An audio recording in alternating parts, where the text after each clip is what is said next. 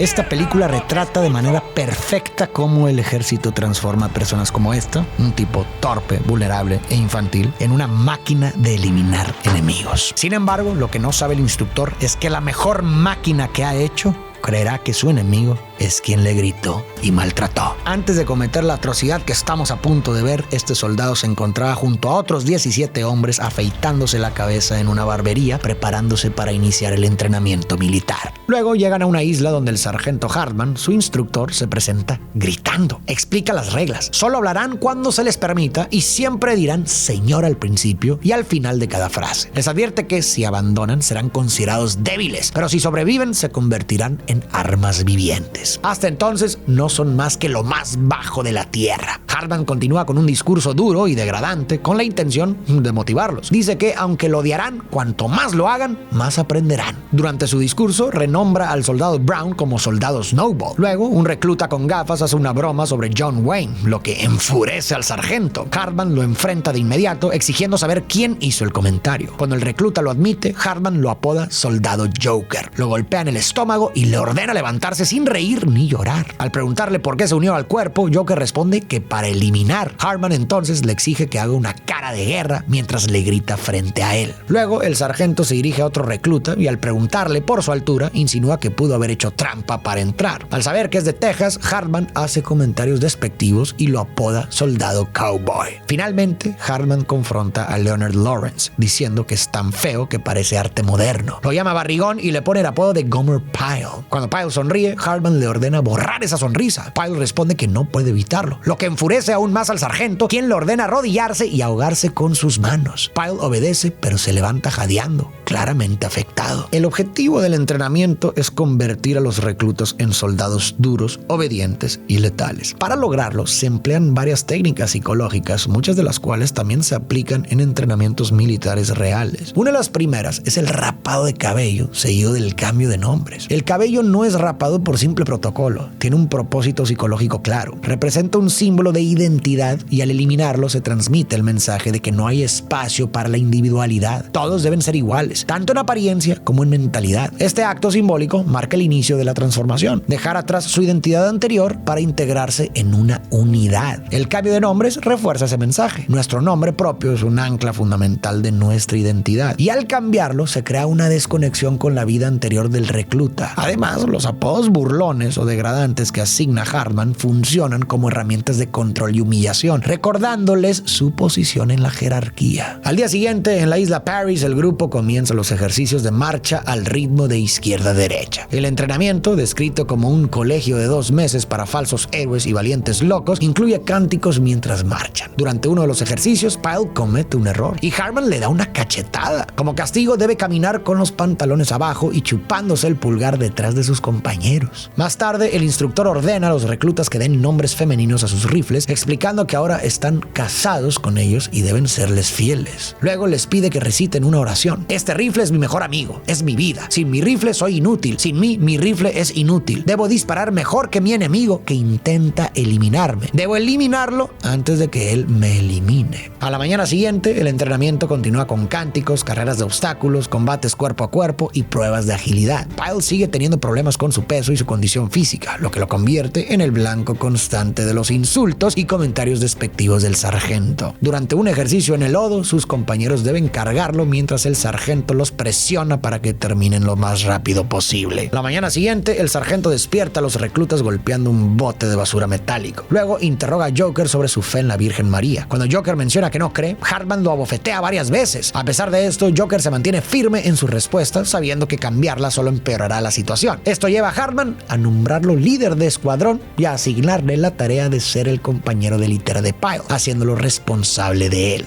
Otra técnica de condicionamiento que vemos son los gritos y castigos que el instructor aplica cuando alguien falla o desobedece. Esto en psicología es conocido como castigo positivo, y no porque sea bueno, sino porque implica añadir un estímulo desagradable gritos, insultos o ejercicios extremos para desincentivar conductas no deseadas. El instructor busca eliminar errores, dudas, rebeldías o resistencia, y para lograrlo castiga al recluta que falla y a menudo hace que todo el grupo pague, generando presión social, estrés y miedo. Los reclutas aprenden rápidamente que la única forma de evitar esto es obedecer sin cuestionar. Cuando cumple con las expectativas, el castigo desaparece, lo que provoca un alivio emocional que actúa como recompensa. A veces incluso reciben elogios, lo que refuerza aún más su conducta. Estar en un entorno donde primero te hunden emocionalmente y luego te ofrecen aprobación hace que esa aceptación se vuelva extremadamente significativa. ¿Te recuerda alguna práctica de alguna secta? Por otro lado, observamos cómo el instructor repite constantemente frases sobre eliminar al enemigo y obliga a los reclutas a hacer lo mismo. Este proceso busca normalizar un concepto que genera una fuerte carga emocional. Al desensibilizarlos, se reduce el impacto del acto de quitar una vida. Además, la repetición les ayuda a interiorizar el objetivo militar y a concentrarse exclusivamente en cumplirlo. De manera similar, también notamos la repetición constante de actividades motoras, como armar y desarmar un arma o practicar tiro. Estas acciones fortalecen la memoria procedimental, que se encarga de almacenar habilidades motoras que se activan de forma automática. Este tipo de memoria no depende de la conciencia, lo que permite a los soldados ejecutar acciones casi instintivamente, incluso bajo condiciones de estrés extremo. Así, en conjunto, todos estos mecanismos forman un sistema de condicionamiento sumamente efectivo. Despojan a los soldados de su individualidad y los moldean para obedecer y enfocarse en su objetivo, eliminando cualquier barrera emocional, reflexión o cuestionamiento. Al día siguiente, de manera amable y paciente, Joker comienza a enseñar a Pyle lo básico: usar el rifle, atarse los cordones, doblar las sábanas y superar los obstáculos. Pyle mejora notablemente y sobresale en el entrenamiento de disparo. Durante esta actividad, Hartman recalca que el instinto asesino es lo que les permitirá sobrevivir en combate. Les recuerda que el rifle es solo una herramienta, lo que elimina es un corazón frío. También les advierte que si no eliminan, serán ellos los eliminados y que los Marines no tienen autorización de morir sin permiso. Más tarde, en la habitación, Hartman revisa las uñas de los reclutas, pero se da cuenta de que el casillero de Pyle está sin candado. Al inspeccionarlo, encuentra una dona que Pyle había robado del comedor. Hartman, furioso, anuncia que a partir de ese momento cada error de Pyle será castigado colectivamente. Acto seguido, obliga a todos a hacer lagartijas como castigo. A la mañana siguiente, Joker ayuda a Pyle a abotonarse la camisa. Pyle confiesa que siente que todos lo odian. Joker le responde que no lo odian, pero sigue cometiendo errores y metiendo a todos en problemas. Pyle admite que no puede hacer nada bien y que necesita ayuda. Joker le asegura que ha estado intentando de verdad. Sin embargo, esa misma noche, los compañeros se organizan para golpear a Pyle mientras duerme usando jabones envueltos en toallas. Joker, quien había sido el único apoyo de Pyle,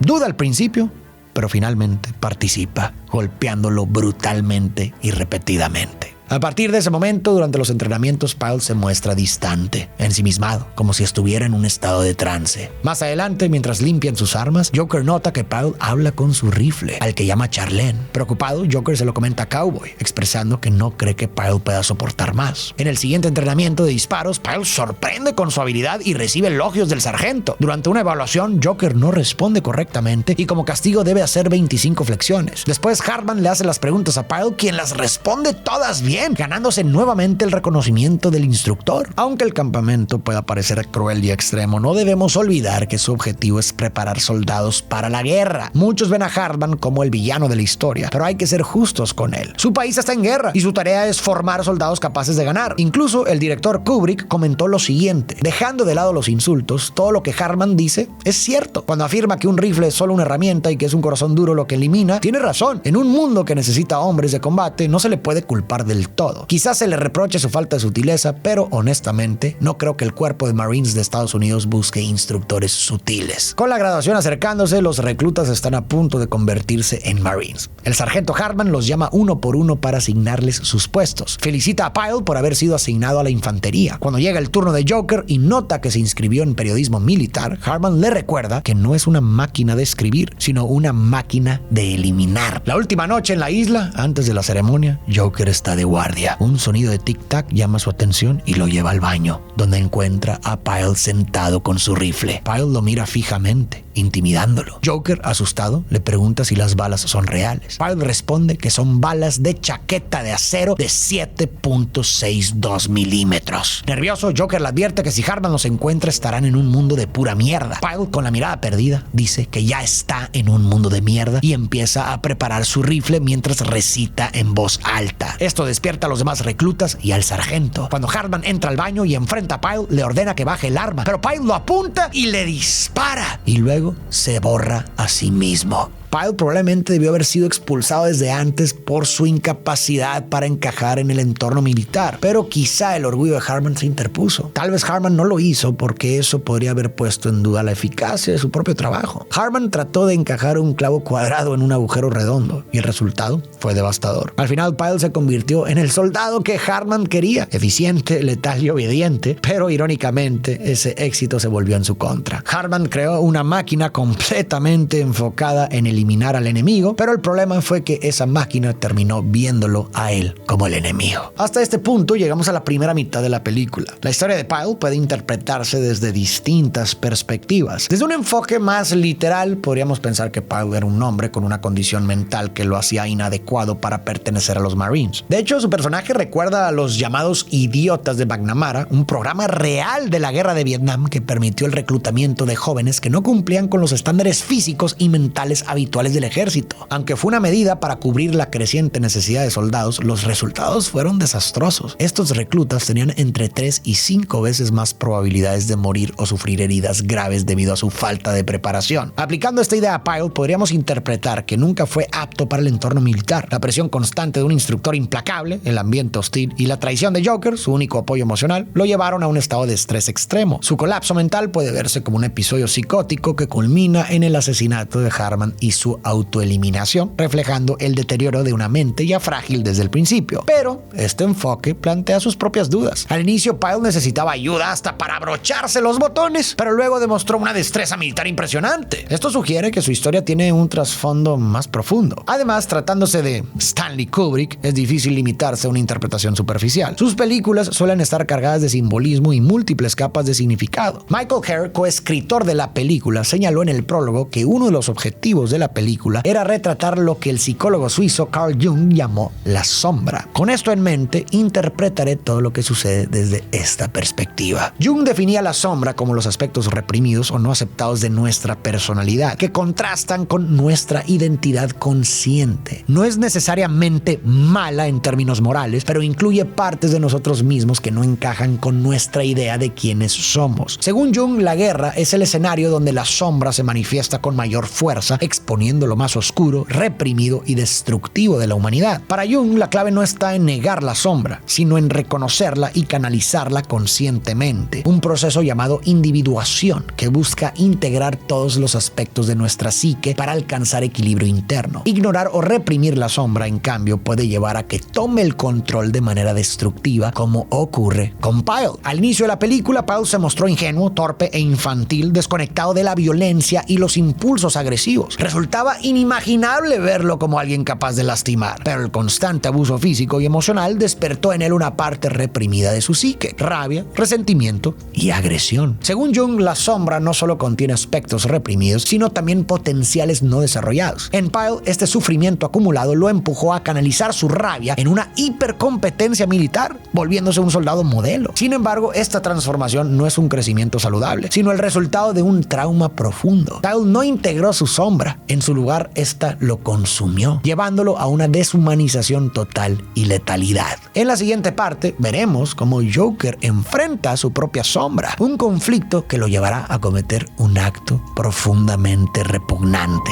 Poco después, muchos Marines son enviados a Vietnam, incluido Joker, quien trabaja como corresponsal de guerra. Mientras habla con una chica, su compañero Rafterman le toma fotos, pero un niño aparece y le roba la cámara. De vuelta en la base del cuerpo de Marines en Da Nang, Rafterman se queja de que están ahí para ayudar a la gente, pero ellos los tratan mal. Además, dice estar harto de tomar fotos y quiere estar en el frente, disparando. En una reunión del equipo de periodismo militar, Joker menciona un rumor sobre la cancelación del cese al fuego durante el Año Nuevo Tet. Sin embargo, el teniente Lockhart descarta la idea, asegurando que no sucederá nada. Lockhart luego revisa los titulares de los reportajes. Al autor del encabezado Marines reconstruyen aldea, le explica que si los Marines mueven a una aldea, las personas son evacuadas, pero si llegan para ser trasladados, son refugiados. También informa sobre una nueva directiva. Deben sustituir el término búsqueda y destrucción por barrer y limpiar. Luego, Lockhart revisa el reportaje de combate de Joker y le pregunta por qué no mencionó muertos. Dice que los soldados debieron haber eliminado a alguien, pero Joker responde que no vio ninguno. Lockhart le ordena reescribir el artículo con un final más feliz, asegurándose de incluir un muerto. Joker, con sarcasmo, responde que podría agregar la muerte de un general. Lockhart le recuerda que la guerra no es popular y su trabajo es reportar noticias que los periodistas anti-intervencionistas ignoran. Joker sugiere que tal vez Lockhart debería unirse a alguna operación para buscar rastros de sangre y huellas, pero el teniente responde que ya lo hizo y no le gustó, además de que sus responsabilidades actuales lo mantienen en la base. Lo que acabamos de ver en esta reunión expone algo que no solo ocurrió durante la guerra de Vietnam, sino que sigue siendo una constante en muchos conflictos: la manipulación de la información para fines políticos. Durante Vietnam, mientras la guerra se volvía impopular, la prensa, influenciada por el gobierno y los militares, distorsionaba los hechos, exagerando victorias, minimizando derrotas y presentando la violencia como necesaria o heroica. La narrativa se ajustaba para servir a intereses políticos, ocultando la brutal realidad que vivían los soldados en el frente. Que esto nos sirva como recordatorio. No debemos dejarnos manipular. Las historias oficiales sobre guerras o eventos controvertidos a menudo están diseñadas para servir intereses políticos, más que para mostrar la verdad completa. Durante la víspera del Año Nuevo Tet, los soldados bromean en la tienda. Joker comenta que desea regresar a la acción, pero Payback se burla, diciendo que nunca ha estado realmente en el campo de batalla porque no tiene la mirada. De repente, el campamento es sorprendido por un ataque enemigo. De inmediato, los soldados reaccionan tomando posiciones para defenderse y contraatacar. Joker admite que no se siente listo para esto. Los estadounidenses continúan disparando hasta que, de repente, el enemigo grita un alto al fuego. Más tarde, el teniente Lockhart informa al grupo que el enemigo aprovechó el cese al fuego de Tet para lanzar una ofensiva en todo Vietnam. Aunque su grupo logró resistir bien, parece que la situación es mucho peor en otras áreas. Joker hace una broma y Lockhart, en respuesta, lo asigna a Phu Bay. Rafterman aprovecha para pedir permiso para acompañarlo y este le es concedido. En el helicóptero, el soldado que los acompaña dispara a sangre fría contra granjeros vietnamitas inocentes, tanto hombres como mujeres. Joker se muestra visiblemente incómodo. Cuando se entera de que el Marine ha eliminado mujeres y niños, no puede comprender cómo fue capaz de hacerlo. Al aterrizar, Joker se coloca un casco con la frase "nacido para eliminar". Se dirigen al encuentro de Mr. Touchdown, comandante del pelotón de Cowboy. El comandante les explica que el enemigo tiene todo bajo control, pero que siguen sufriendo bajas. Más tarde, el comandante los lleva a un área llena de cadáveres cubiertos de cal para su reportaje. Joker confirma con el teniente que el conteo oficial de muertos es 20. Sin embargo, un coronel interrumpe, señalando la contradicción entre el botón de Joker, un símbolo de paz, y su casco con la frase "nacido para eliminar". Joker le responde que cree que quería expresar algo sobre la dualidad del hombre, de la que habla Jung. El comandante le pide reafirmar su compromiso con el país y obedecer las órdenes como si fueran la palabra de Dios. Joker es quizás el personaje que mejor representa la dualidad humana que explora la película. A lo largo de la historia podemos apreciar que Joker enfrenta dos fuerzas opuestas: su lado pacifista y su impulso hacia la violencia. Desde el campamento ya se notan señales de esta dualidad. Joker fue amable y paciente al enseñar a Pyle, pero su sombra emergió cuando participó en la paliza, revelando una capacidad para la violencia que parecía oculta. Esta contradicción se ha intensificado en Vietnam. Alardea querer acción, pero eligió el periodismo militar, que lo mantiene lejos del frente. Más tarde, cuando se enfrentó al combate real, admitió que no se sentía preparado. El contraste entre el emblema de paz en su pecho y las palabras "nacido para matar" en su casco es quizás el símbolo más claro de su contradicción interna. Mientras muchos de los soldados en Vietnam parecen haber sucumbido por completo a su sombra, deshumanizándose en el proceso, Joker parece mantenerse desconectado de la suya, aunque esta permanece latente y se manifiesta inesperadamente en ciertos momentos. Su momento decisivo llegará más adelante. Después buscan al soldado Cowboy y lo encuentran con el escuadrón Lost Hog.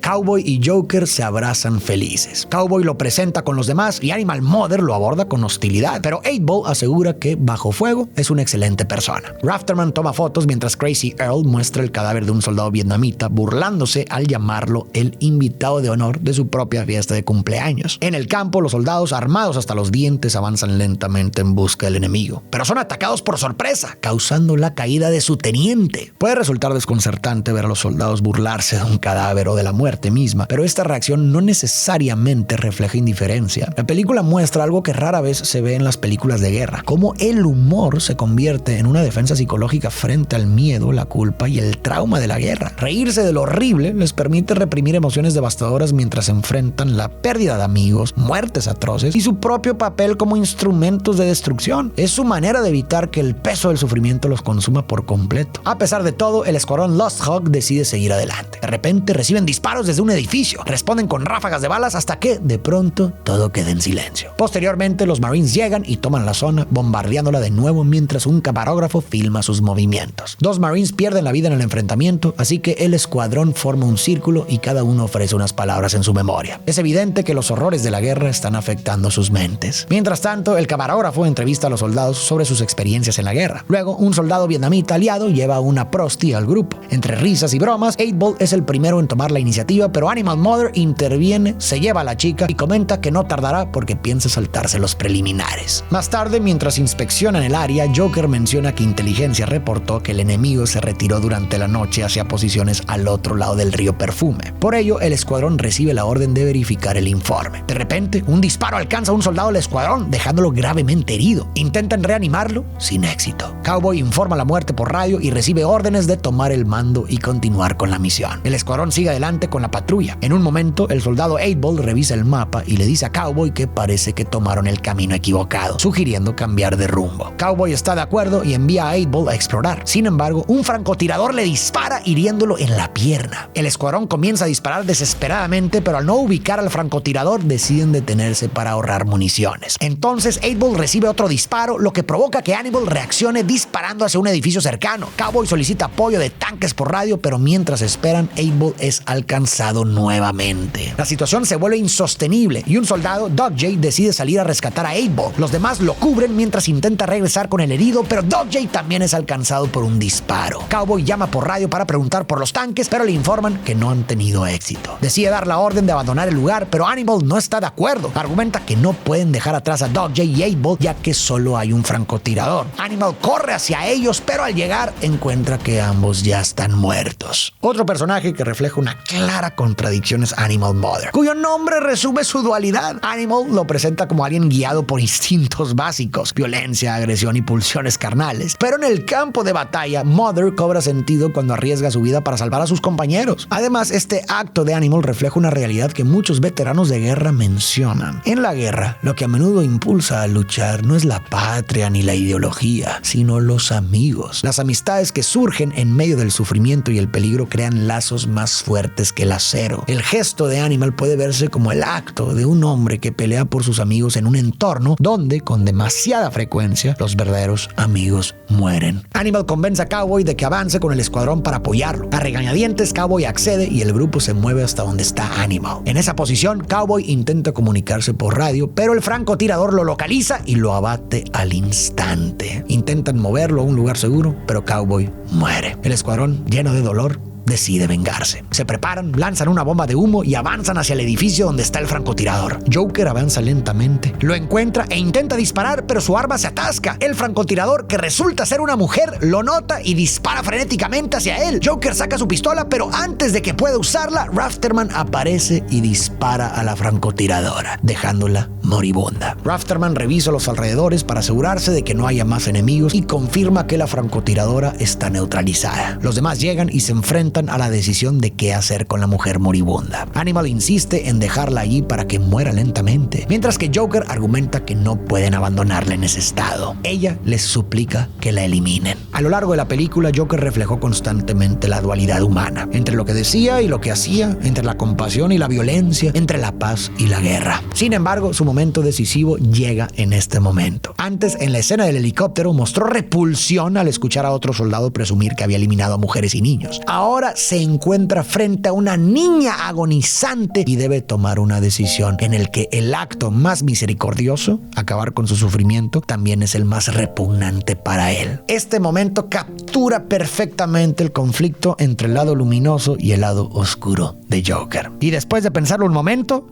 Joker finalmente le dispara. El escuadrón regresa a su misión mientras el escenario queda envuelto en oscuridad y fuego. Convencidos de haber dejado su huella en la historia, avanzan hacia el río Perfume para acampar durante la noche. Mientras marchan, entonan cánticos. Joker reflexiona diciendo que a pesar de estar en un mundo de caos y destrucción, se siente contento de estar vivo. Afirma que sigue con vida y que ya no tiene miedo. Al disparar a la francotiradora, Joker mostró una integración de su sombra, alcanzando un equilibrio entre su oscuridad y su conciencia. Aunque el acto fue brutal, surgió de un sentido de humanidad y deber moral. Para Jung, el camino hacia la virtud no es claro ni sencillo. Dado que somos criaturas de luz y oscuridad, alcanzar la virtud a menudo implica enfrentarnos a nuestras partes más incómodas, incluso a un profundo disgusto hacia nosotros mismos, al tomar decisiones difíciles pero necesarias. La individuación, el proceso de ser un individuo completo, no ocurre en un mundo ideal, sino en los momentos más oscuros y complejos, esos que solemos evitar, pero que debemos inevitablemente enfrentar. Integrar la sombra no significa sucumbir a ella, sino reconocerla, aceptarla y usarla de forma constructiva. Aunque desagradable, la sombra no es inherentemente mala y puede canalizarse para hacer el bien. No se trata de reprimir nuestras inclinaciones difíciles, sino de refinarlas y equilibrarlas con nuestra vida consciente, incorporándolas en nuestra personalidad de manera que nos permitan actuar de manera justa y ética. En fin, la película nos mostró de forma estremecedora la dualidad humana. Todos llevamos dentro un lado oscuro, un potencial latente que puede despertar según las circunstancias. Somos capaces de lo mejor y lo peor, dependiendo de cómo enfrentamos esas partes ocultas de nuestra psique. Reconocer nuestra sombra no es rechazarla, sino entenderla y canalizarla de manera consciente para evitar que tome el control de forma destructiva. Tal vez una vida plena esté en quienes logran equilibrar la severidad con la mansedumbre. La fuerza sin compasión nos vuelve destructivos, mientras que la compasión sin fuerza